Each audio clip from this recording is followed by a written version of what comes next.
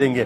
دوسرا سوال پوچھا کہ آپ نے وہ خط صدر یا اسٹیٹ سیکرٹری کو دکھایا اپنے کو؟ عمران خان نے کہا کہ میں نے وہ خط اپنی نیشنل سیکیورٹی میٹنگ کے اندر رکھا اور وہاں پہ ٹھپا لگا کہ یہ خط بالکل ٹھیک ہے۔